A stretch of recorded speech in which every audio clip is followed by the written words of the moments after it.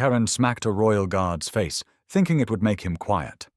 But what happened next made the crowd gasp and taught everyone an unforgettable lesson about respect. Here is how it went down. Before we continue, please tell us in the comments where you are watching from. Subscribe to the channel, because tomorrow at the same time we will show you another remarkable display of Royal Guard bravery that you won't want to miss. The late afternoon sun cast long shadows across the grounds of the palace as Karen Wallace's high-pitched voice cut through the calm. Her fancy handbag swung wildly as she argued with a frustrated palace staff member. "What do you mean the last tour was 30 minutes ago?" she demanded, her American accent sharp with anger. "Do you have any idea how much I paid for this trip? Do you know who I am?" She thrust her phone forward, showing what looked like a business card from a modest estate agency in Yorkshire. The staff member, a well-mannered man in his 50s, kept his cool. "I'm sorry, madam, but the visiting hours are clearly posted for safety. We cannot make exceptions for security reasons." Karen scoffed, running a neat hand through her carefully styled blonde bob. "Look around. There are still people inside. What difference does it make if one more person goes in?" She pointed at the palace windows, where the last tour group could be seen moving through the staterooms. A young couple with 2 children had quietly stepped back from the entrance, the mother whispering something in French to her husband as they moved away from Karen's rising tantrum. The father nodded and guided his family towards the palace gardens. "The difference, madam," the staff member patiently explained, "is that our last tour group started during the normal visiting hours. We stick to our schedule to keep everything safe." "Oh, spare me the bureaucratic rubbish!" Karen interrupted, her voice rising even more. "This is exactly what's wrong with this country. Too many rules, too many people hiding behind protocols instead of using common sense."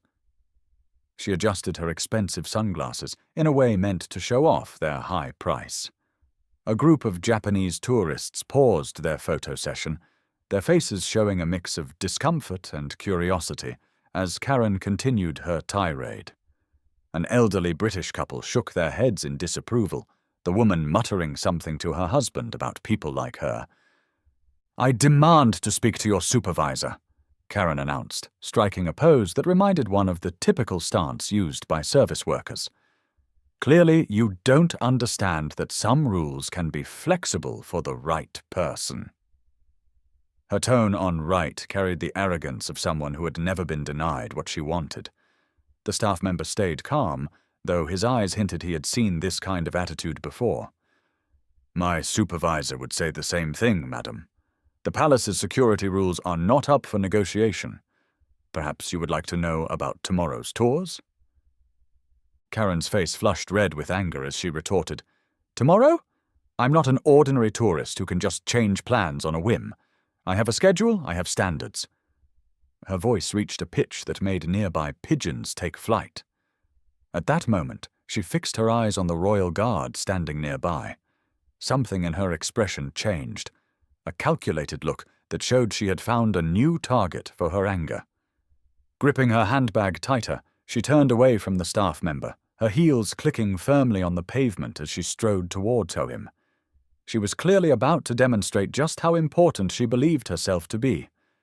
The staff member tried to warn her, but she was already out of earshot. Her designer heels carried her toward what would become a profound lesson in respect and tradition. As Karen reached the royal guard, her footsteps hit the pavement with the precision of someone used to getting her way. With her expensive sunglasses now perched atop her head like a crown, she made sure everyone could see the entitled determination in her eyes. "Excuse me," she called out in the same tone she used when a waiter brings the wrong wine. "Yes, you, the one with the furry hat. I need you to help me with something." She stepped right in front of the guard, deliberately invading his space. The guard stood still, his eyes fixed straight ahead with the discipline honed by years of military service. His scarlet tunic shone in the late afternoon sun, each brass button and medal telling its own story of dedication and sacrifice, stories that Karen was too wrapped up in herself to care about. Hello? I'm talking to you? She waved her manicured hand in front of his face, her diamond bracelet flashing in the sunlight. Is this part of the show, while paying visitors are being treated badly? Her voice grew louder with each question, drawing uneasy looks from passing tourists. A middle-aged couple hurried past with their children. The father quietly explained to his curious daughter why the lady's behavior was not right. Karen seemed not to notice, or perhaps she did not care about the example she was setting. Listen, she continued in a condescending tone. I see you have your little routine here. It's cute, really, very quaint. But surely you can tell your colleagues to let me into the palace. I'm not just anybody, you know. The guard's expression remained composed, though a subtle tightening of his jaw might have shown he was listening. This is nonsense, Karen announced loudly, as if speaking to an invisible audience. I've been to Disney World. Even their actors know when to break character for important guests. With a flourish, she produced a business card from her bag. I'm Karen Wallace, luxury estate agent. I sell multi-million-pound properties. I'm the sort of person you should treat properly. When the guard did not react to her credentials, her frustration grew. Are you even listening to me? Or is it all just about your uniform?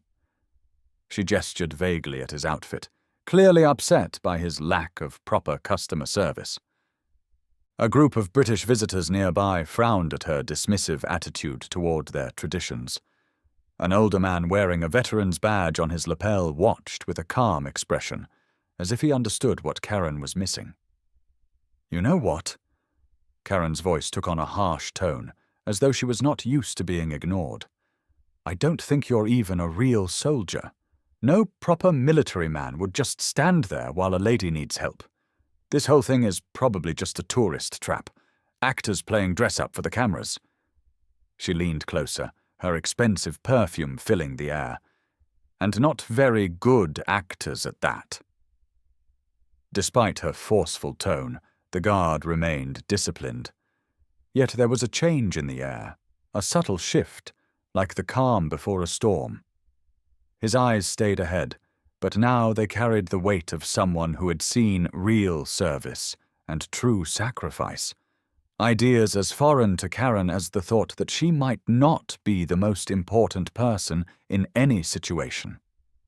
Her hand squeezed her handbag even tighter, the knuckles turning white with anger.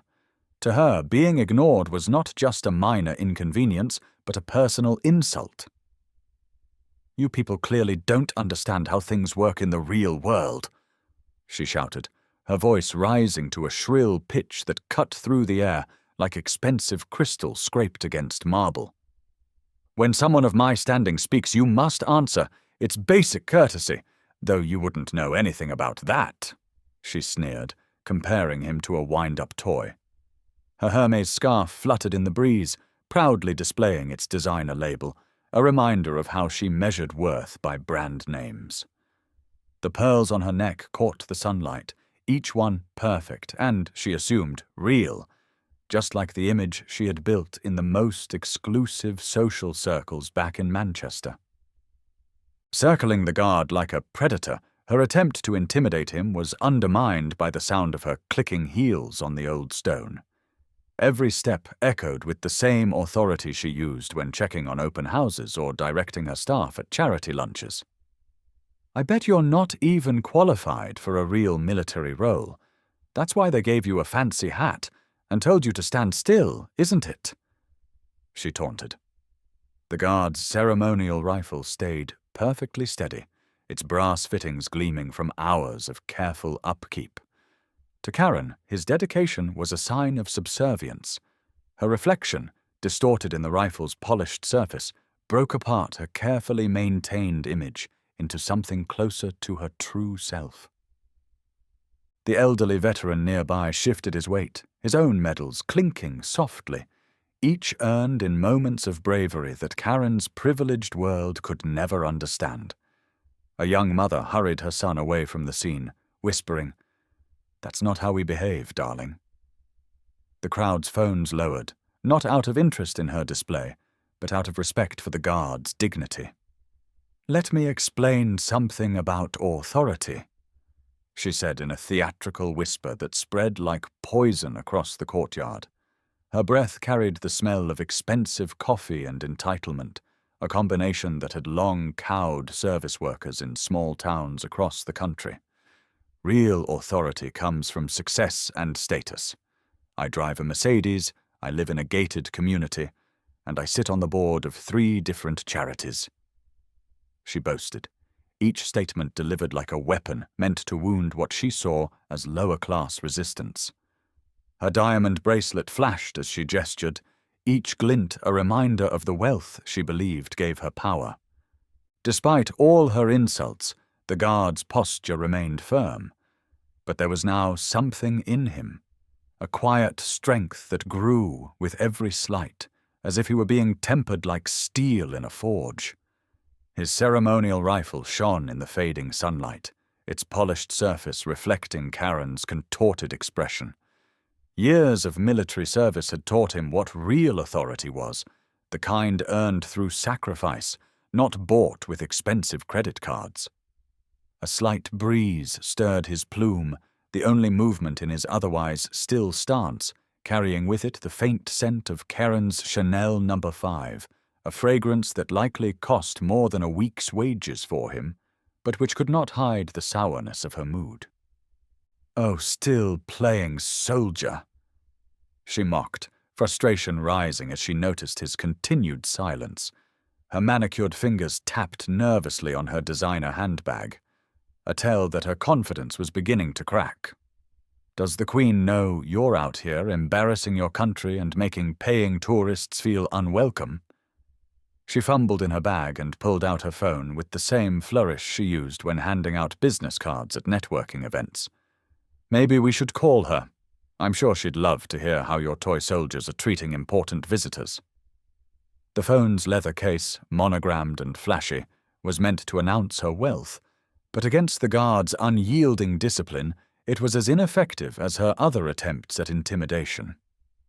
A group of American tourists stopped to watch, their faces burning with second-hand embarrassment. One whispered to another, "She's not one of us," as if trying to distance themselves from her entitled behavior. Their own phones remained safely tucked away. This was not entertainment, but a clear display of everything wrong with a sense of entitlement. "You know what your problem is?" Karen's voice took on the same tone she used when scolding restaurant managers. "You think that uniform and this little act make you special, but let me tell you something. I've seen better security guards in the local shopping center. At least they know how to treat VIP customers with proper respect." The veteran, who had moved a little closer, his campaign medals catching the sunlight and each telling a story of real service and sacrifice, added, "This is your last chance. Either drop this absurd act and help me, or I'll make sure everyone hears how you treat respectable visitors. I have connections, you know.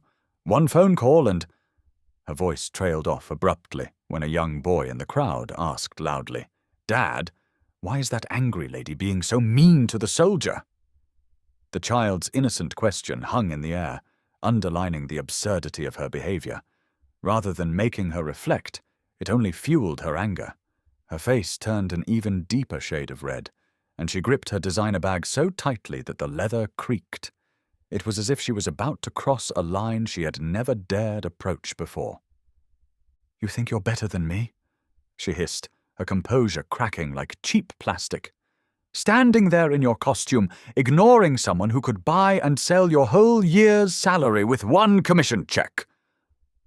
Her free hand slowly rose, trembling with rage. "Well, let me show you what I think of your precious rules." The air thickened with tension as her hand drew back, catching the afternoon sun on her diamond rings, a glittering reminder of the wealth she thought could protect her from any consequence. The crowd held its breath, aware that this was the moment when entitlement was about to collide head-on with unyielding dignity. The slap rang out across the courtyard like a gunshot. Karen's carefully manicured hand connected with the guard's cheek, and the sound echoed off the palace walls. Several tourists gasped, a child began to cry, and someone muttered, "Bloody hell," under their breath. The sound lingered in the air like an accusation, a moment of violence that would change the afternoon's calm forever. The guard's head did not move. Her hand had struck true, leaving a red mark on his cheek. Yet his posture did not waver, his discipline unbroken. If anything, his presence grew stronger in the stunned silence that followed. Karen stood there with her hand still raised, a mix of triumph and uncertainty flickering across her face. Perhaps she had expected him to break character or crumble under her assault. Instead, she found herself facing something she had never seen before. Dignity that could not be slapped away, strength that was not about having power over others. "Maybe now you'll learn to show proper respect to Mom," she added, her voice losing some of its earlier confidence. Then the guard turned his eyes to meet hers directly. In his gaze there was not anger or hatred, but a calm, measured look, the kind you see in a warrior who has faced far worse than an entitled tourist. In the silence that followed, even the pigeons seemed to stop, as if they sensed the gravity of the moment. The red mark on his cheek did not signal weakness, but instead revealed her own lack of dignity. "In my 12 years of service," the guard began, his voice steady and clear, "I have been shot at in Afghanistan, faced mortar fire in Iraq, and lost comrades on foreign soil." Every word landed like a firm blow against Karen's crumbling facade. "The uniform you mock has been worn by those who died defending the freedom you now abuse." Karen took a small step back, her designer heel catching on the pavement. The guard's presence now filled the entire courtyard, not as a mere costume, but as a symbol of true military authority built on centuries of service. Every button, every medal, and every crease tells a story of sacrifice, duty, and respect. An elderly veteran moved closer, his own medals glinting in the fading sunlight. His silent presence testified to decades of shared sacrifice and understanding across generations. Karen's carefully controlled composure was now breaking under the weight of true authority. Her hand, which had struck him, now hung limply at her side. The diamond bracelet on her wrist no longer sparkled with confidence. "The mark you left on my cheek will fade in minutes," the guard said. "But the mark you have left on your own character will last much longer." His gaze returned to her, carrying not only the weight of his duty but also a hint of pity. "Was it worth it, madam? Did striking a combat veteran make you feel more important?" I didn't," Karen stammered, her world of privilege beginning to crumble. The veteran stepped forward, his stance still firm despite his age, and said, "I served 2 tours in Afghanistan. The medal on my chest is not for standing still. It is for bravery under fire." He gestured to his own decorations. "I earned these medals watching men younger than me make sacrifices that you could never understand." Karen's expensive glasses fell from her head, clattering to the ground without anyone noticing.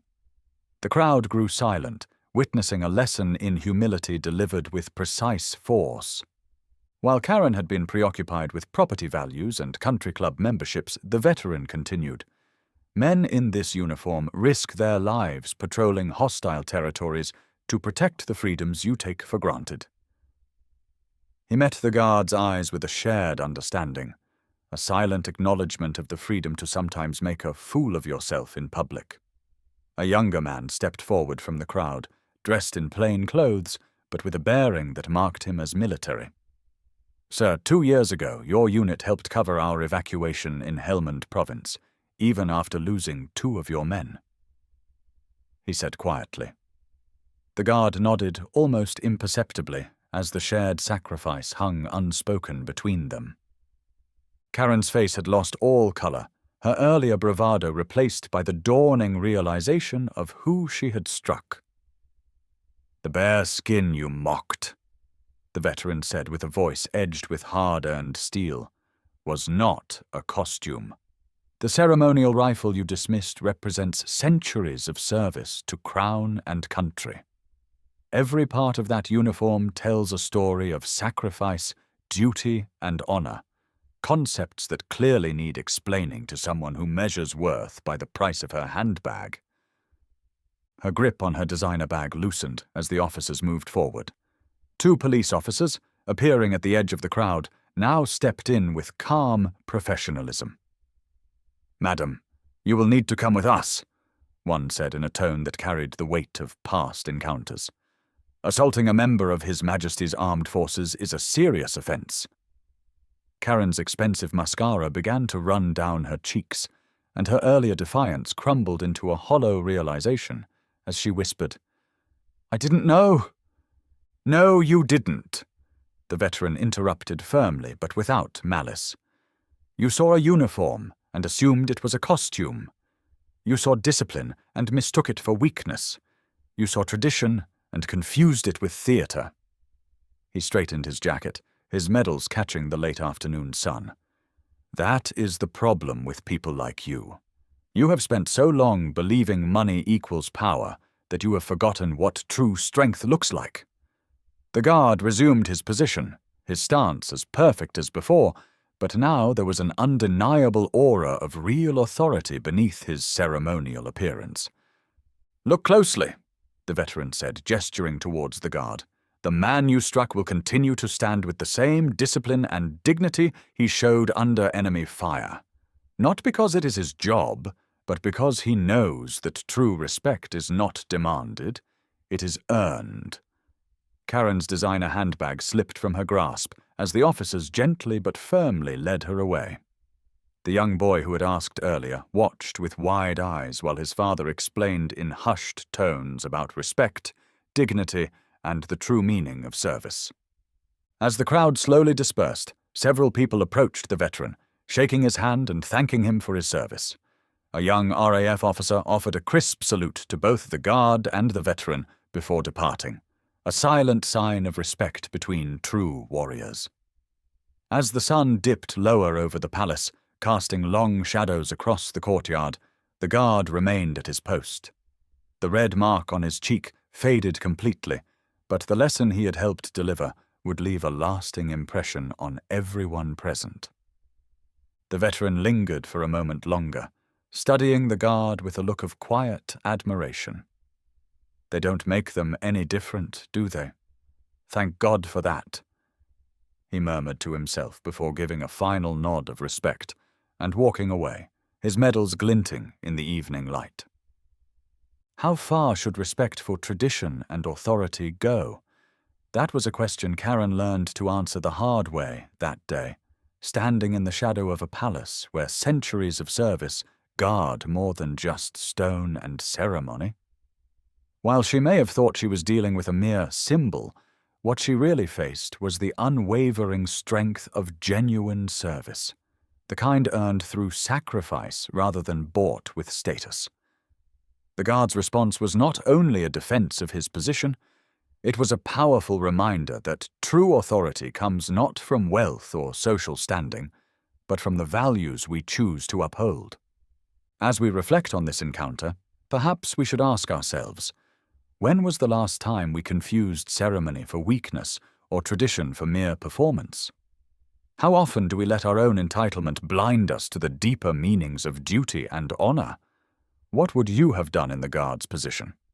Could you have maintained such dignity in the face of disrespect? Share your thoughts below.